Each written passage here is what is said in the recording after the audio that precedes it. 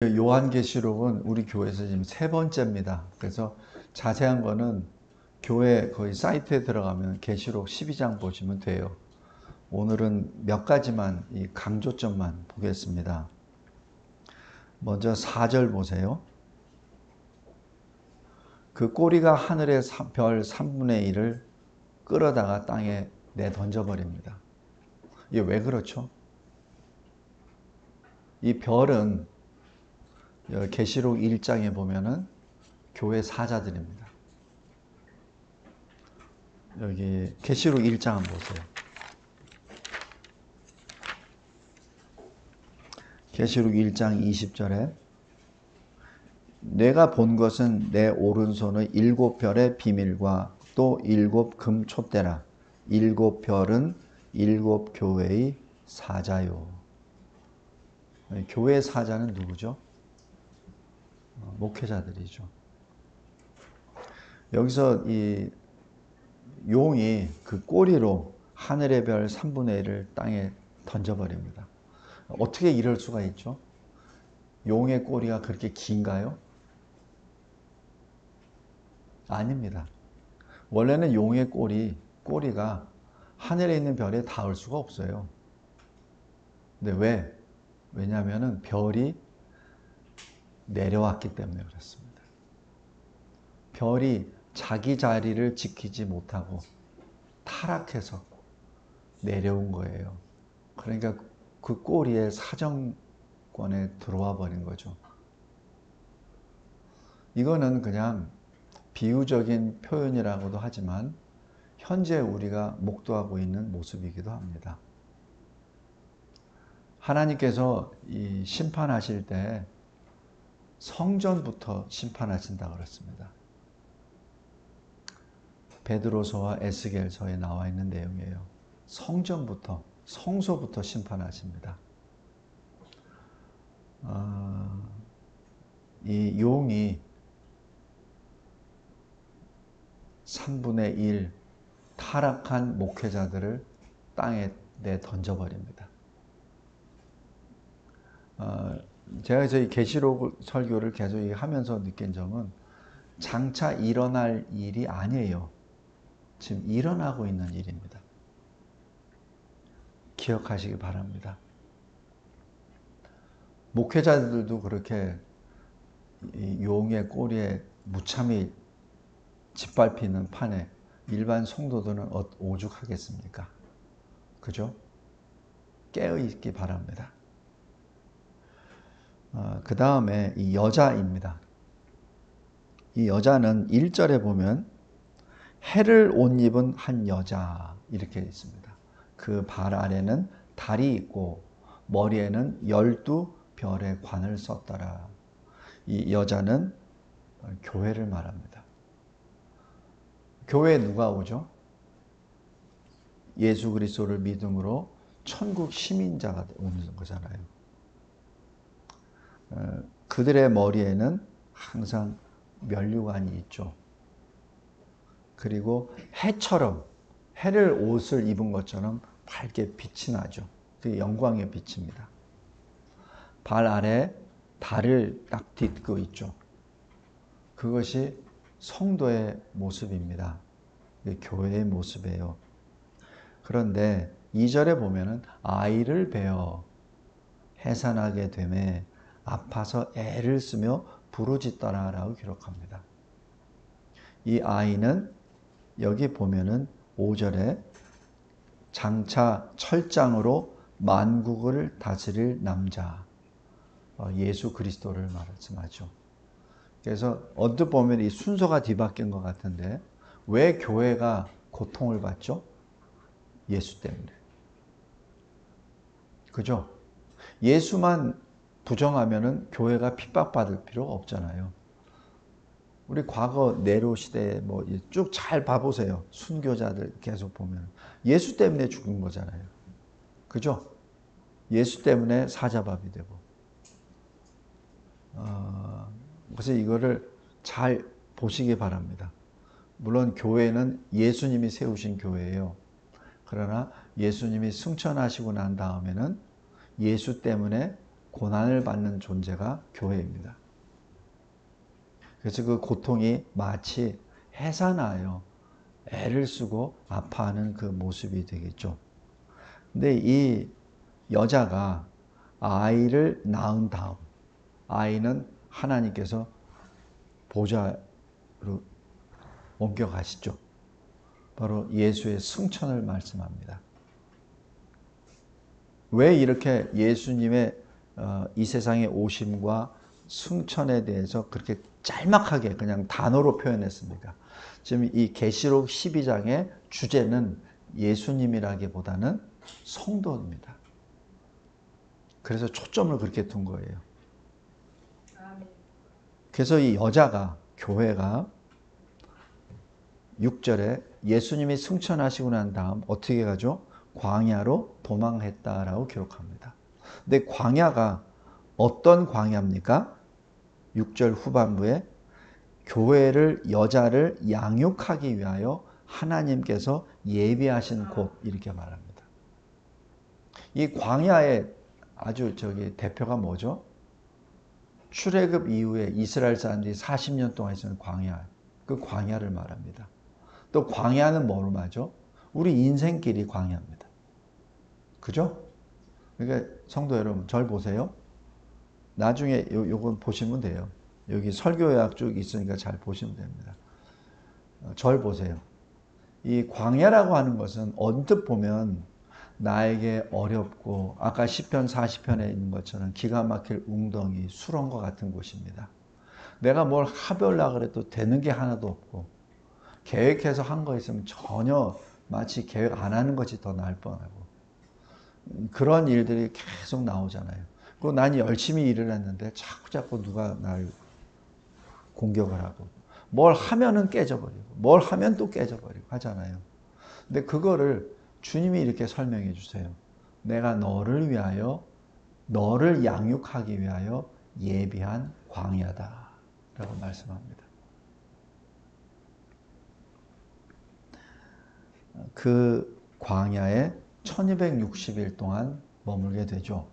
1260일은 14절에 있는 한때, 두때, 반때, 바로 그 때를 1년이라고 치면은 1년, 2년, 반년, 3년 반입니다.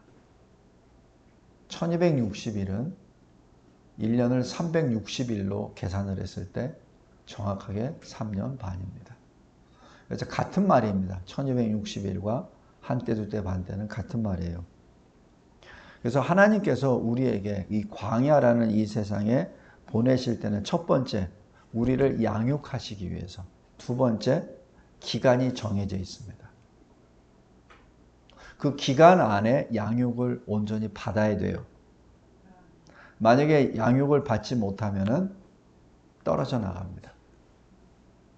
그래서 이 3년 반이라는 그 기간이 굉장히 중요합니다.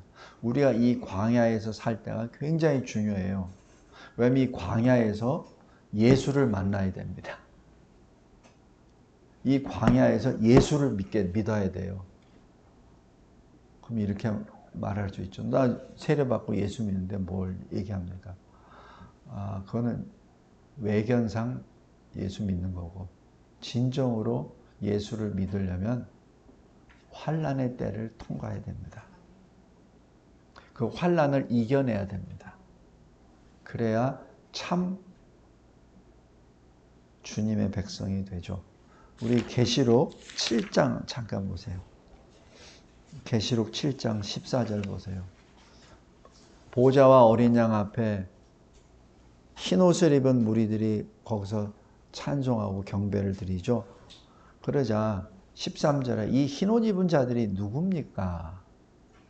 어디서 왔습니까? 라고 질문할 때 14절에 이렇게 말합니다. 큰 환난에서 나오는 자들인데 어린 양의 피에 그 옷을 씻어 희게 하였느니라. 성도 여러분, 우리는 마음으로 예수를 구주로 믿고 입술로 시인하고 그래서 공적으로 교회 앞에서 하나님 앞에서 세례를 받은 세례교인이라고 우리는 늘 고백하죠. 그래서 천국은 나의 본향이라고 고백하죠. 아멘. 맞습니다. 그런데 하나님은 큰 환난을 통과하라 명령하십니다. 계시록 14장 보세요. 14장 1절에 보면 또 내가 보니 시온산에 어린 양이 시온산에 섰고 그와 함께 14만 4천이 있습니다. 14만 4천은 구원받은 자들의 총수죠. 근데 이들이 3절에 잘 보세요. 보좌 앞과 내 생물과 장로들 앞에서 새 노래를 부르니 되죠. 아까 시편 40편의 새 노래라고 바로 연결이 됩니다. 잘 보세요. 새 노래를 부르니 땅에서 속량함을 받은 14만 4천 밖에는 능히 이 노래를 배울 자가 없더라 라고 기록하죠. 그죠? 그러니까 이 새 노래를 배운 자만이 부를 수 있다는 얘기입니다. 근데 그 사람이 누구예요? 땅에서 속량함을 받은 자입니다. 땅이 뭐죠? 광야입니다. 하나님이 예비하신, 우리를 양육하시기 위하여 예비하신 광야, 바로 이 땅입니다. 이 세상입니다. 근데 여기 잘 보세요. 4절 보세요.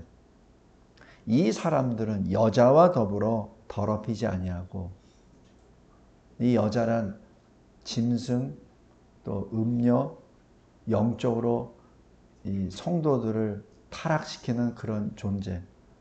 이 계시록 17장에 있는 큰 음녀를 말합니다. 여자와 더불어 더럽히지 아니하고 순결한 자라 어린 양이 어디로 인도하든지 따라가는 자며, 또 뭐라고 하죠? 사람 가운데에서 속량함을 받아 처음 익은 열매로 하나님과 어린 양에게 속한 자들이니 라고 기록합니다. 그 입에 거짓말이 없고 흠이 없는 자들이더라. 성도 여러분, 우리가 속량을, 구원을 어디서 받죠? 이 땅에서 받습니다. 이 세상에서 받습니다. 그래서 누가 죽는다고 막 임종이 가까웠다 그러면 막 목사가 달려가는 게 바로 그거예요. 이 땅에서 결정이 되기 때문에.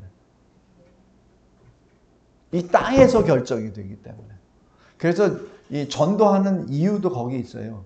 이 땅에서 자기가 생각하고 자기가 판단하고 있을 때 빨리 이 속량함을 받으라. 빨리 구원을 받게 하려고.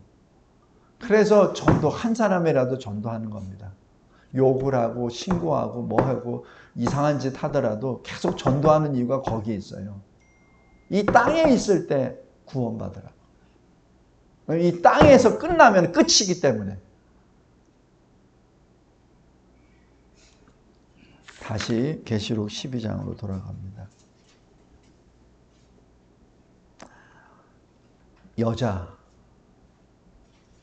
여자는 광야로 가서 그곳에서 양육을 받습니다. 근데 14절 가운데 부분을 보세요. 거기서 그 뱀의 낯을 피하여 라고 기록합니다. 그러니까 이 뱀이 계속해서 그 성도들을 계속 꼬드기든지 아니면 타락시키든지 해가지고 계속 떼냈거든요. 그때 한때, 두때, 반때 이게 받고 난 다음에 그 과정 중에 15절 잘 보세요. 제가 오늘 설교한 주제이기도 합니다. 제가 전에도 말씀드렸지만 나머지 부분은 그냥 제 설교 전에 있던 거 보시면 전체적으로 설교 다 나와요. 15절 잘 보세요. 여자의 뒤에서 뱀이 그 입으로 물을 강같이 토하여 그 여자를 물에 떠내려가게 하려 하되 이렇게 말합니다. 이게 무엇을 말하죠? 여자의 뒤가 뭡니까? 교회의 뒤가 뭐예요? 교회의 연약한 부분입니다. 성도의 연약한 부분이에요. 어떤 성도는 술에 약합니다. 어떤 성도는 정욕에 약합니다. 어떤 성도는 돈에 약해요. 그거를 공격합니다. 사탄 옛뱀 마귀는 우리보다 더 교활합니다. 이 교활이라는 말이 우리는 어떤 그 부정적인 개념으로 되어 있는데 히브리 원어상으로 보면 굉장히 똑똑하다는 얘기입니다. 굉장히 똑똑해요. 그래서 이 창세기 3장에 뱀에 대한 설명을 할 때 그 교활하다는 표현이 실질적으로는 부정적인 개념이 아니라 긍정적인 개념이에요. 옛뱀 마귀 사탄은 우리보다 똑똑합니다. 그래서 우리의 약점을 알아요. 그래서 여자의 뒤를 공격하는데 뭘로 공격하냐면 물로 공격합니다. 어디서? 자기 입에서 나온 물. 입에서 나온 물이 뭐겠습니까? 거짓말. 거짓말. 성도 여러분, 이 시대에 우리 공산당이 지배하는 나라들 잘 보세요. 그 통치의 전략이 뭐예요? 다 거짓말입니다. 다 거짓말이에요. 우리 잘 보잖아요. 중국이 공산화될 때 몇 명이 죽었죠? 보통 그냥 러프하게 6천에서 7천이 죽었습니다. 죽은 게 아니라 죽였죠. 제정 러시아가 소련이 될 때 3천에서 5천이 죽었습니다. 이 정확한 데이터가 없어요. 왜냐면 너무 많이 죽여버리고 그거를 카운트를 안 하기 때문에. 북한이 김일성이 정권 잡은 다음에 얼마를 죽였죠? 그냥 나타나는 게 300만이에요. 김정은이 또 고난에 행진하면서 몇만을 죽였죠? 300만. 그 다음에 김정은은 얼마나 죽였죠? 아직 통계도 나오지도 않았어요. 우리나라에서도 마찬가지. 정권을 잡은 사람이 그 주변에 있는 사람 다 죽어. 다 죽잖아. 왜 죽은지도 모르잖아. 성도 여러분, 항상 깨어있기 바랍니다. 다 죽습니다. 다 죽여버려요. 이게 용입니다. 여자의 뒤에서 그 약점을 거짓말로 공격을 하죠. 이걸 내버려 두면 어떡하죠? 그 여자는 존재할 수 없어요. 그래서 16절 잘 보세요. 땅이 여자를 도와 입을 벌려 그 용의 입에서 토한 강물을 삼켰다라고 기록합니다. 여기서 잘 보세요. 그래서 제가 여기 설교 요약에 하나님의 역사라고 제가 표현했는데 땅이 알아서 입을 벌렸을까요? 천만의 말씀. 하나님이 명령하신 거죠.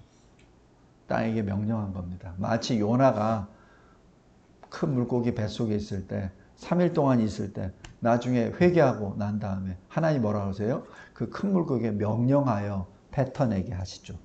마찬가지입니다. 땅에게 명령해서 입을 벌려라. 그리고 저 뱀이 옛뱀 마귀 사탄이 쏟아낸 그 강물 거짓말을 다 삼켜버려라 하시죠.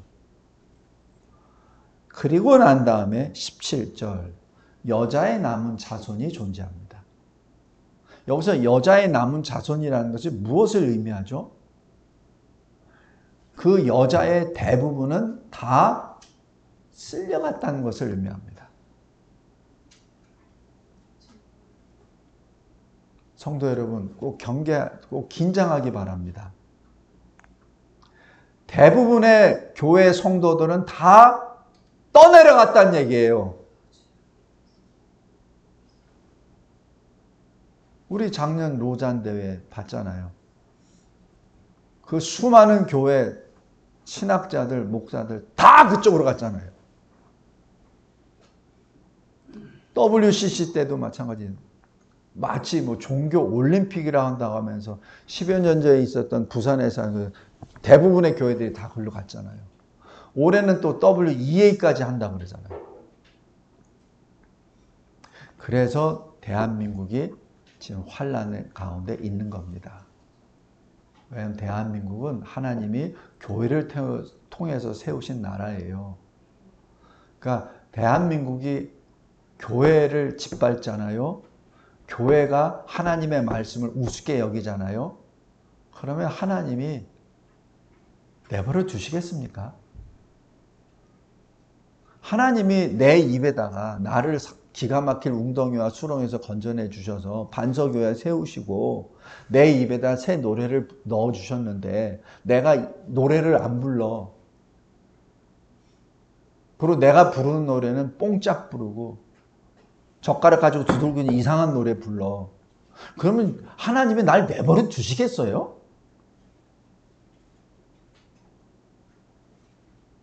지금 우리나라가 지금 그런 상황입니다. 그러니까 맞지. 그러니까 두들겨 맞는 거예요. 그러니까 짓밟히는 거예요. 영적으로 잘 분별하기 바랍니다. 지금 우리는 17절에 있는 여자의 남은 자손입니다. 여자의 남은 자손이 누구예요? 곧 하나님의 계명을 지키며 예수의 증거를 가진 자들입니다. 그것이 저와 여러분입니다. 그러니까 이 남은 자들이 남은 그 기간 동안 어떻게 살아야 돼요? 결론이 나오죠. 이 계시록은 보통 신학자들이 이게 뭐 계시록이 해석하기 어렵다 그러는데 아멘, 해석하기 어려워요. 그러나 하나님은 우리에게 주시는 그 명제는 아예 분명한 글로 써놓으세요. 어떤 거는 뭐 좀 이해하기 어려우게 비유로도 설명하시고 뭐 이렇게 하진 하예요. 그리고 또 영적인 세계를 막 하니까 우린 잘 모르겠어. 잘 몰라. 자주 잘 몰라요. 그런데 그 애매모호하고 좀 이런 거 하다가 갑자기 딱 분명한 말씀으로 딱 하이라이트를 쳐주세요. 그것이 우리가 받을 말씀입니다. 그리고 계속해서 그 말씀을 읽고 묵상하고 연구하고 기도하고 하다 보면 조금씩 그것이 안개가 이게 없어지죠. 사라지죠. 그죠? 우리는 온전히 요한계시를 다 알 수 없어요. 성경을 다 온전히 알 수 없어요. 주님 앞에 설면은 다 알게 되죠. 그것이 고린도전서 13장이잖아요. 지금은 우리가 거울을 보는 듯 희미하나 그날에는 주의 날에는 주님과 얼굴을 대하여 볼 것이요. 그날에는 주님이 나를 아는 것 같이 나도 그렇게 알게 되리라. 고린도전서 13장이잖아요. 오늘 여기 계시록 12장에 꼭 명심해 두어야 될 것. 내가 하나님의 계명을 지키는 자 되게 하옵소서. 내가 예수의 증거를 가진 자가 되게 하옵소서. 이 증거라는 그 말에는 똑같은 어원이 마투리아에서 martyr, 순교입니다. 그래서 증거라고 하는 것은 순교하고 연계됩니다. 왜 그런 줄 아세요? 법정에서 내가 증인으로 섰습니다. 근데 내가 알고 듣고 내가 본 것을 말을 안 하면 살아요. 말을 하면 죽어요. 어느 길을 택해야 됩니까? 그래서 증인과 순교자는 같은 어근입니다. 성도 여러분, 꼭 기억하시기 바랍니다. 뭐 우리 교회만 그런 의미가 아니에요. 그런 의미가 아닙니다. 하나님의 계명과 하나님의 말씀을 지키는 자, 예수의 증거를 가진 자. 그래서 주님 앞에 서서 주님이 잘했다 칭찬하시는 저와 여러분, 이 교회가 되시길 바랍니다. 기도하겠습니다. 하나님 감사하고 감사합니다. 끊임없이 저희들에게 주시는 말씀은 예수 믿음을 끝까지 빼앗기지 말고 가지고 있어라. 그 지극히 거룩한 믿음 위에 자신을 세우고 성령으로 기도하라. 그 믿음을 끝까지 지키는 자에게 내가 영원한 면류관을 주리라. 이 말씀을 늘 간직하며 끝까지 소망으로 인내하고 믿음으로 일을 하고 사랑으로 수고하는 우리 모두가 되게 하옵소서. 예수 그리스도의 이름으로 기도드렸나이다. 아멘.